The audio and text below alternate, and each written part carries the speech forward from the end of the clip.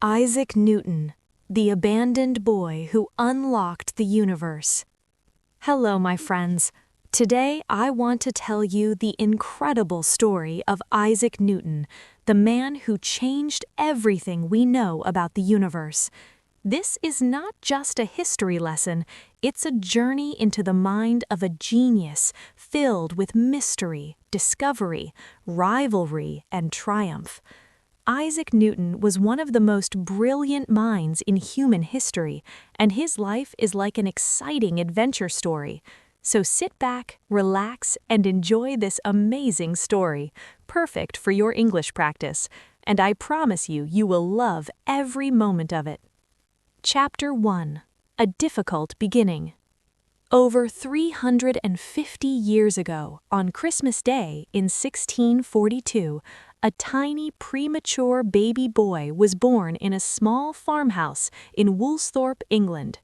This baby was so small that his mother said he could fit inside a quart mug. Nobody expected this fragile infant to survive the night, but he did, and his name was Isaac Newton. This little baby would grow up to become the greatest scientist the world had ever seen. But Isaac's beginning was not happy. His father, also named Isaac Newton, had died 3 months before he was born. Imagine being born into a world where you would never meet your father, never hear his voice, never feel his embrace. Young Isaac grew up without a father figure, and this shaped his entire personality. Isaac's mother, Hannah, was left alone to raise her son. She was a strong woman, but life was hard. She had to manage the family farm and take care of a sickly baby all by herself. For the first 3 years of Isaac's life, it was just the two of them, mother and son, in that quiet farmhouse. But then something happened that would change Isaac's life forever. When Isaac was only 3 years old, her stepfather died, and her mother returned home with 3 new half-siblings. Isaac's mother wanted him to become a farmer, to take over the family estate, but Isaac hated farming. He was terrible at it. His mind was always somewhere else, thinking about mathematics and the mysteries of nature. Isaac's mother soon realized that her son was different. He was not meant to work in the fields. He was meant for something greater.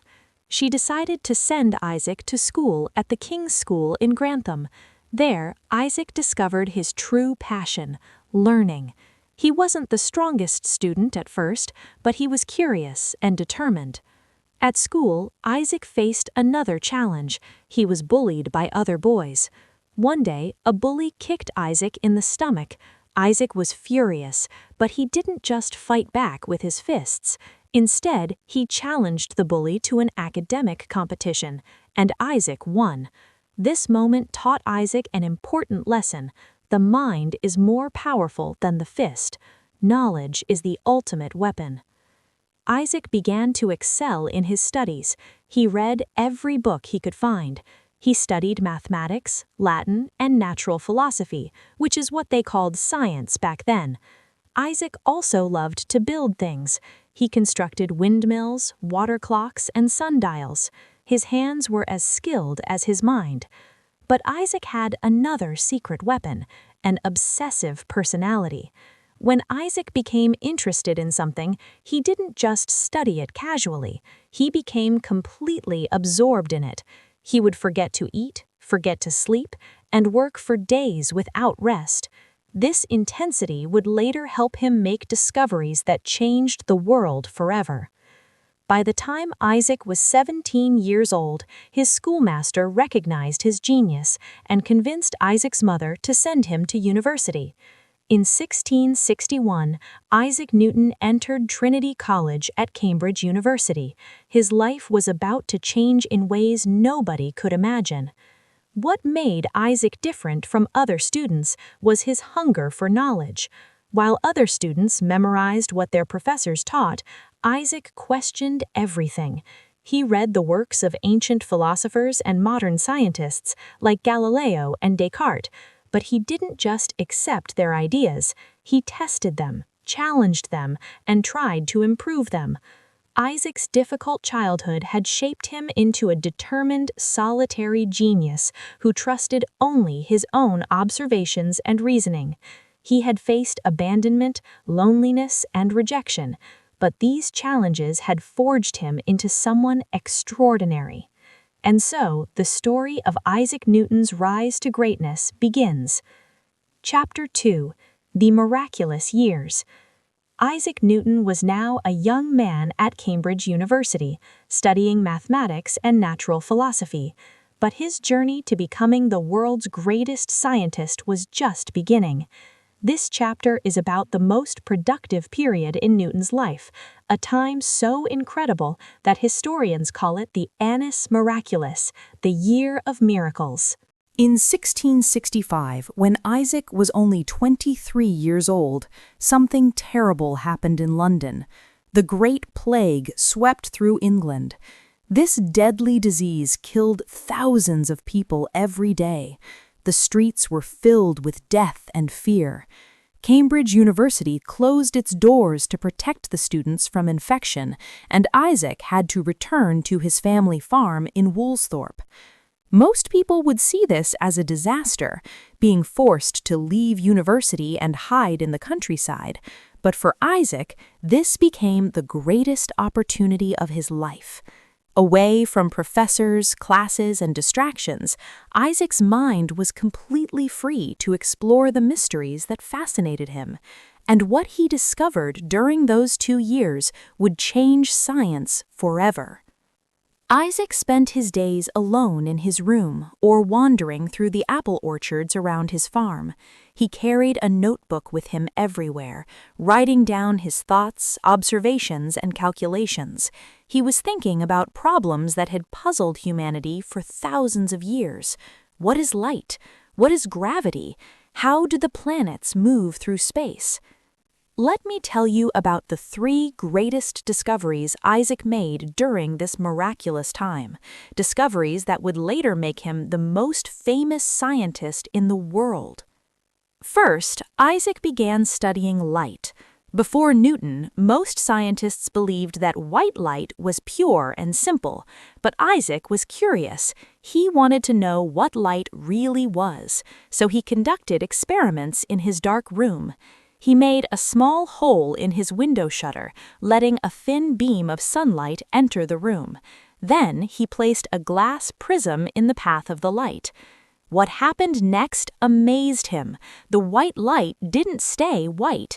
Instead, it spread out into a beautiful rainbow of colors: red, orange, yellow, green, blue, indigo, and violet. Isaac discovered that white light is actually made up of all these colors mixed together. This was revolutionary. Nobody had ever understood this before. But Isaac didn't stop there. He was more thorough than that. He took another prism and combined all the colors back together, and they turned into white light again. This proved his theory was correct. Isaac had discovered the true nature of light and color. His experiment was simple, but his insight was genius. Second, Isaac began thinking about motion and forces. One day, according to legend, Isaac was sitting under an apple tree in his garden when an apple fell from a branch and landed near him. Now, many people had seen apples fall from trees before, but Isaac asked a question that nobody else had asked. Why does the apple fall down?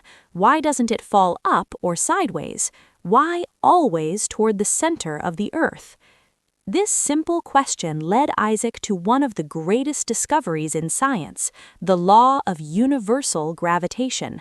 Isaac realized that the same force that pulls the apple to the ground also keeps the moon orbiting around the earth and the earth orbiting around the sun. Gravity isn't just something that affects objects on Earth, it's a universal force that acts between all objects in the universe. Isaac began working on mathematical equations to describe exactly how gravity works. He calculated that the force of gravity between 2 objects depends on their masses and the distance between them. The more massive the objects, the stronger the gravity. The farther apart they are, the weaker the gravity. This was brilliant. Isaac had found a mathematical law that could explain everything from falling apples to orbiting planets. Third, Isaac invented an entirely new type of mathematics to help him solve these problems. The mathematics that existed at the time wasn't powerful enough to calculate the motion of planets and the effects of gravity, so Isaac created his own mathematical system. He called it the method of fluxions, but today we call it calculus. Calculus is a way of calculating things that are constantly changing, like the speed of a falling object or the curve of a planet's orbit. It's one of the most important mathematical tools ever invented, and Isaac created it when he was only in his 20s. Imagine being so smart that when the math you need doesn't exist, you just invent it yourself. These 2 years in Woolsthorpe from 1665 to 1667 were the most creative period of Isaac's life. He made 3 world-changing discoveries: optics, gravity, and calculus. Most scientists would be happy to make just one important discovery in their entire career.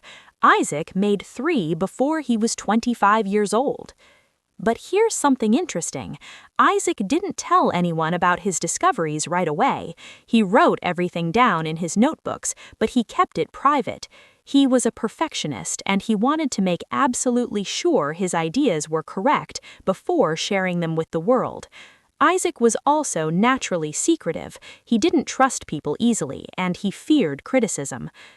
When the plague ended, Isaac returned to Cambridge University in 1667. His professors quickly recognized his genius. In 1669, when Isaac was only 26 years old, he was appointed as the Lucasian Professor of Mathematics, one of the most prestigious positions at Cambridge. Imagine that, at an age when most people are just starting their careers, Isaac was already a professor. As a professor, Isaac continued his research on light and optics. He built the first reflecting telescope, a new type of telescope that used mirrors instead of lenses to gather light. This telescope was more powerful and clearer than any telescope that existed before. When Isaac showed his telescope to the Royal Society, the most important scientific organization in England, they were amazed. In 1672, the Royal Society published Isaac's paper on light and colors. Scientists around the world read his work with fascination. Isaac Newton was becoming famous, but fame came with a price. Not everyone agreed with Isaac's ideas. Some scientists criticized his work, and Isaac hated criticism.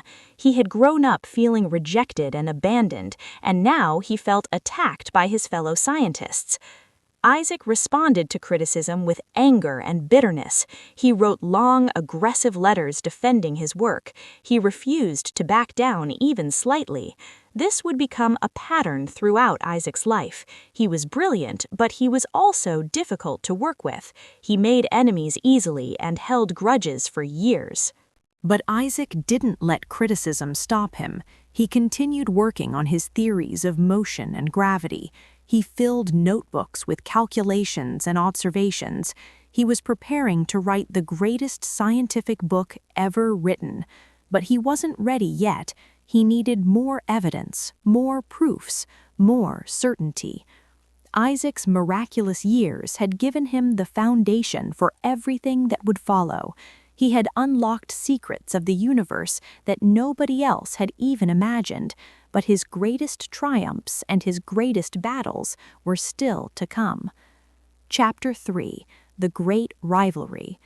Isaac Newton was now a famous scientist, respected by many, but not everyone admired him.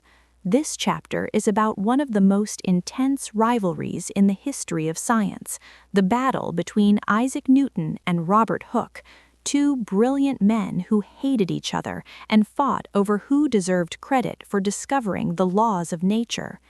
Robert Hooke was also a genius scientist. He was older than Newton and had been famous for longer. Hooke had made important discoveries in many fields, including biology, physics, and astronomy. He was the curator of experiments at the Royal Society, which meant he was one of the most powerful scientists in England. When Newton published his theory about light and colors in 1672, Hooke was one of the first people to criticize it. Hooke wrote a letter saying that Newton's ideas were not completely original and that Hooke himself had thought of similar ideas before. This infuriated Newton. He felt insulted and disrespected. Newton wrote an angry response defending his work. The two men exchanged harsh letters, and their disagreement became personal. Newton was so upset by the criticism that he seriously considered quitting science altogether. He wrote to the Royal Society saying he wanted to resign, but his friends convinced him to stay. The tension between Newton and Hooke continued for years. They disagreed about almost everything, but their biggest fight was about gravity. Hooke had also been thinking about gravity and had proposed that there might be a force pulling planets toward the sun. In 1679, Hooke wrote to Newton asking him about his thoughts about this idea. Newton responded, but he was cautious. He didn't want to share too much of his work with Hooke because he didn't trust him. However, this exchange of letters got Newton thinking about gravity again. He returned to the calculations he had started during his miraculous years in Woolsthorpe, and he began working on a complete mathematical theory of planetary motion. Meanwhile, another brilliant scientist entered the picture, Edmund Halley. Halley was a young astronomer who was fascinated by the motion of planets and comets. In 1684, Halley visited Newton in Cambridge and asked him a simple question: what path would a planet follow if there was a force pulling it toward the sun? Newton answered immediately, an ellipse. Halley was shocked. How did Newton know this?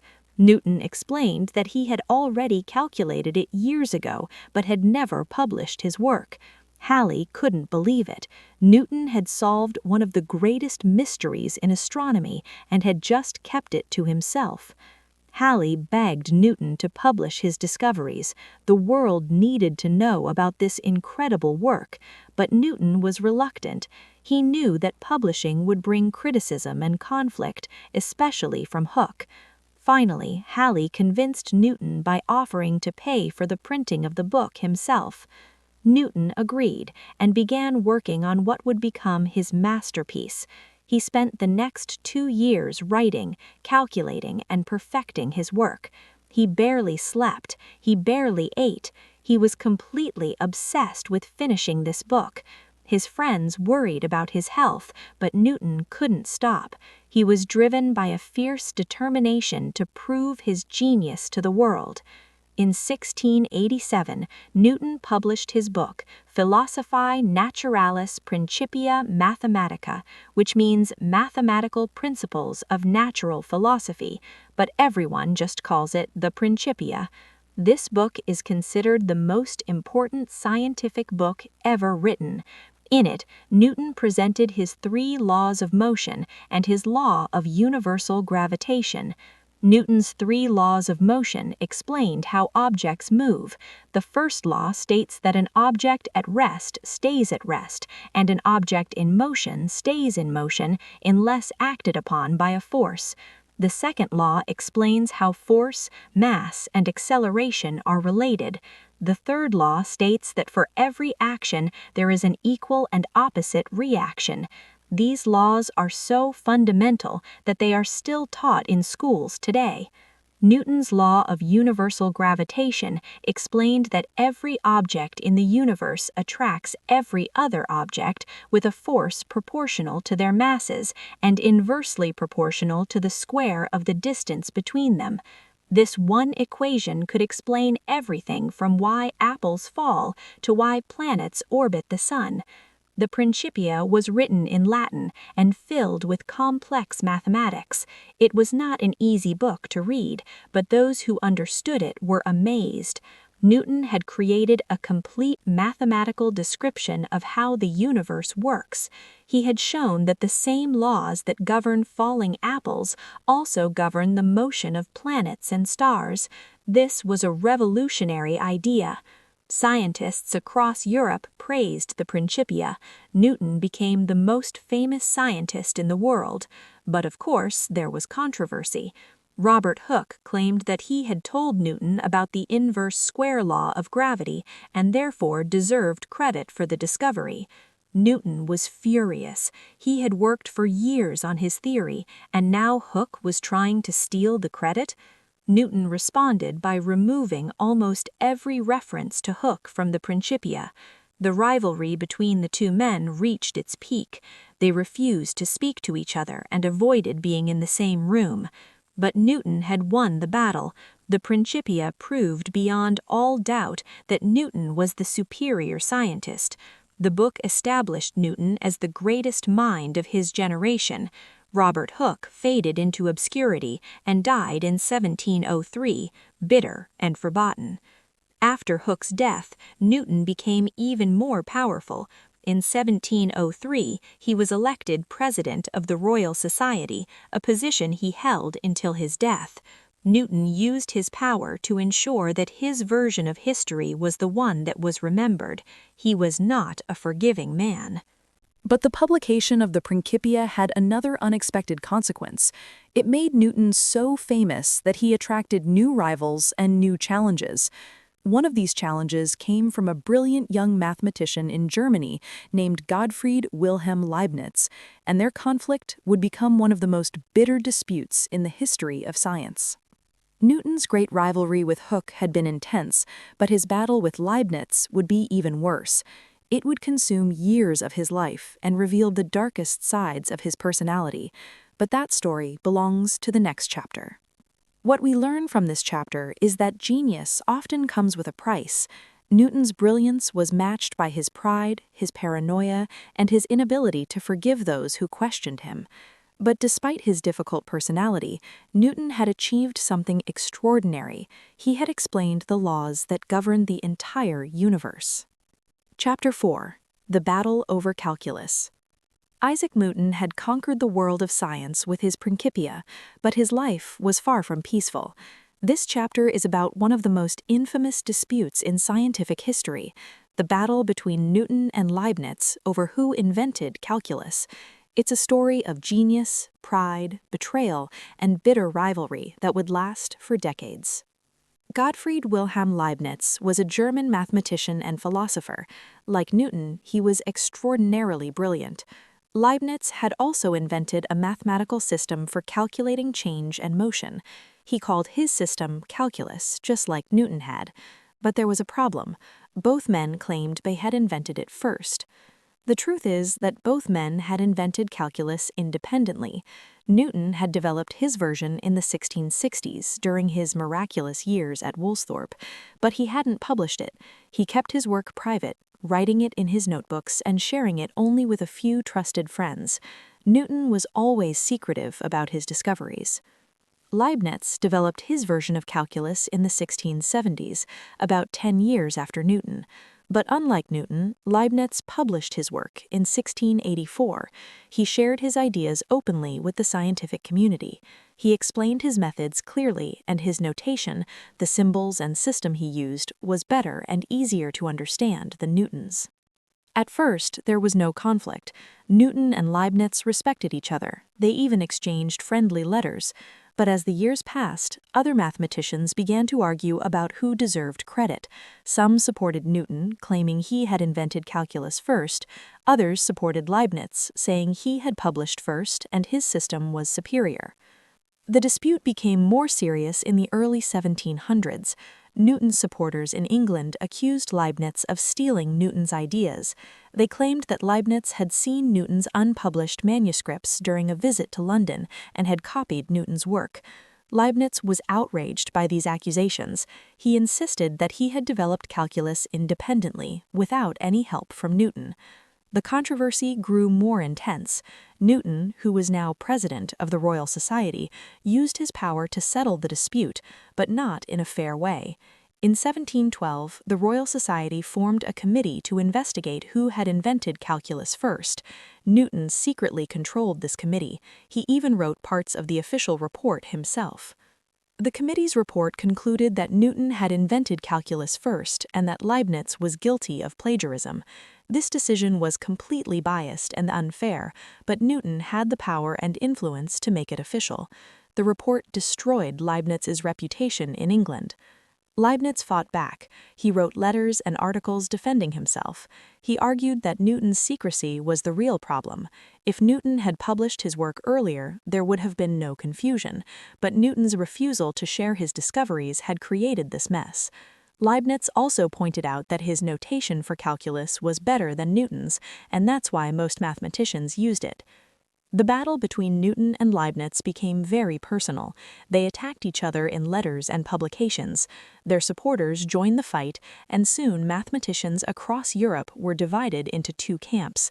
English mathematicians supported Newton, while continental European mathematicians supported Leibniz. This dispute had serious consequences for science. The conflict created a split between English and European mathematics for over a century. English mathematicians refused to use Leibniz's notation, even though it was better. They stuck with Newton's more complicated system out of loyalty. This actually held back English mathematics, while European mathematics advanced more quickly. The fight continued until Leibniz's death in 1616. Leibniz died alone and bitter, his reputation damaged by the accusations of plagiarism. Few people attended his funeral. Even after Leibniz died, Newton continued to attack his memory. Newton couldn't let go of his grudges. Looking back, historians agree that both Newton and Leibniz invented calculus independently. Newton invented it first, but kept it private. Leibniz invented it later, but published it first, and developed better notation. Both men deserve credit, but neither was willing to share the glory. This dispute reveals something important about Newton's character. He was not just a brilliant scientist, he was also deeply insecure. Despite his genius, despite his fame, despite his achievements, Newton was haunted by the fear that someone would steal his credit or diminish his accomplishments. Newton's childhood had taught him not to trust people. He had been abandoned by his mother, rejected by his stepfather, and bullied as a child. These wounds never healed. As an adult, Newton built walls around himself. He was secretive, suspicious, and quick to see enemies everywhere. But this chapter of Newton's life also shows his incredible persistence. Newton was not content to just make discoveries. He wanted to defend them, to protect his legacy, to ensure that history would remember him as the greatest scientist who ever lived. And he succeeded. Today, when we study calculus in school, we use Leibniz's notation because it's clearer and more practical. But we also acknowledge that Newton invented the fundamental concepts. Both men made invaluable contributions to mathematics, but the bitter fight between them reminds us that even the greatest minds can be petty, jealous, and cruel. The battle over calculus consumed years of Newton's life energy that could have been spent on new discoveries. But Newton believed that defending his reputation was just as important as making new breakthroughs. He was determined to be remembered not just as a great scientist, but as the greatest scientist. And in many ways, Newton achieved his goal. His fame only grew during his lifetime, but the cost was high. Newton made enemies, he burned bridges, and he spent his final years fighting battles instead of exploring new ideas. Chapter 5. The Final Years and Eternal Legacy. Isaac Newton had spent his life unlocking the secrets of the universe, but his final years were very different from his early days as a young scientist obsessed with discovering truth. This chapter is about how Newton spent his last decades, what he achieved beyond science, and how his incredible legacy continues to inspire us today. By the 1690s, Newton was in his 50s, and he was tired. The intense years of research, the bitter disputes with rivals, and the pressure of defending his work had taken a toll on his health. Newton suffered what historians believe was a mental breakdown in 1693. He had trouble sleeping, he became paranoid, and he wrote strange, confused letters to his friends. Newton's friends were worried about him. They noticed that he was not himself. He seemed depressed, angry, and irrational. Some historians think Newton may have been poisoned by mercury because he conducted dangerous chemistry experiments without proper safety measures. Mercury poisoning can cause mental problems, and Newton showed many of the symptoms. But Newton slowly recovered, though he never returned to the intense scientific research of his younger years. Instead, Newton's life took a surprising turn. He left Cambridge University and entered the world of government and politics. In 1696, Newton was appointed as Warden of the Royal Mint. The Mint was the government organization responsible for making England's coins. This might seem like a strange job for the world's greatest scientist, but Newton took it very seriously. At that time, England had a major problem with counterfeit money. Criminals were making fake coins, and this was destroying the economy. Newton approached this problem with the same intensity he had brought to science. He didn't just sit in an office and give orders. He personally investigated counterfeiters. He went undercover in taverns and criminal dens gathering evidence. He interrogated suspects, and he studied the techniques criminals used to make fake coins. Newton was ruthless in his pursuit of counterfeiters. He successfully prosecuted dozens of criminals, and many of them were executed by hanging. Newton showed no mercy. He believed that counterfeiting was a serious crime that threatened the stability of the nation. Some people were shocked by Newton's harshness. They couldn't believe that the great philosopher could send men to their deaths. But Newton saw no contradiction. To him, justice and order were just as important as scientific truth. In 1699, Newton was promoted to Master of the Mint, a position that made him wealthy and powerful for the rest of his life. Newton enjoyed his role at the Mint, and he did it well. He reformed England's currency and restored confidence in the nation's money. In 2003, Newton was elected President of the Royal Society, the most prestigious scientific organization in Britain. Newton held this position until his death, serving for 24 years as president. Newton used his power to promote science and support young researchers, but he also used it to settle old scores and control the scientific community. During his later years, Newton also focused on writing, but not about science. Newton spent huge amounts of time studying theology, the study of religion, and alchemy, the medieval practice of trying to turn ordinary metals into gold. Newton wrote millions of words on these subjects, filling countless notebooks with his ideas. Newton was deeply religious. He believed that understanding the universe was a way of understanding God's creation. He studied the Bible intensively and wrote interpretations of biblical prophecies. He also tried to calculate the date of the apocalypse, the end of the world. Newton believed that science and religion were connected and that both revealed divine truth. Newton's work on alchemy was kept secret during his lifetime because alchemy was considered unscientific and even heretical. Newton conducted thousands of experiments trying to discover the secrets of matter. He believed there were hidden forces in nature that science had not yet explained. Modern scientists find Newton's religious and alchemical work strange. After all, Newton was the father of modern science, the man who showed that the universe operates according to mathematical laws. Why would he spend so much time on mystical subjects? The answer is that Newton lived in a time when science, religion, and alchemy were not seen as contradictory. Newton believed that all knowledge was connected. He wanted to understand everything: the physical world, the spiritual world, and the hidden mysteries of nature. To Newton, discovering the laws of gravity was just as important as understanding God's plan for humanity. In 2004, Newton published another major scientific work called Optics. This book described all of Newton's experiments and discoveries about light, color, and vision. Unlike the Principia, which was written in Latin and filled with difficult mathematics, Optics was written in English and was easier to read. Optics became very influential. It inspired a new generation of scientists to study light and optics. The book also included Newton's thoughts on many other topics, including his ideas about atoms, space, and the nature of reality. Newton's influence continued to grow. As Newton aged, he became a celebrity. People from all over Europe came to visit him. He received honors and awards.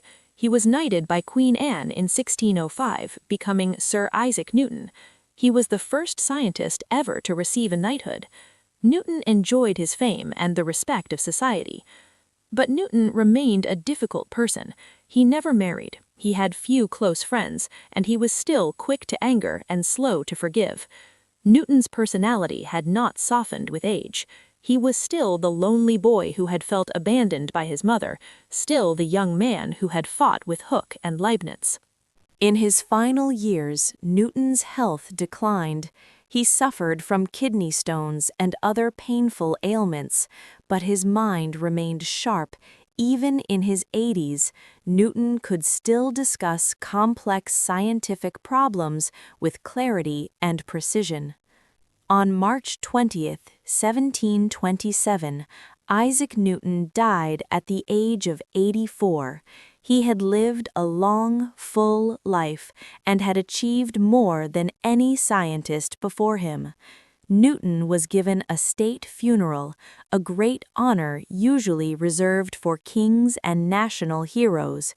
He was buried in Westminster Abbey, among England's greatest figures. Newton's death marked the end of an era, but his legacy was just beginning.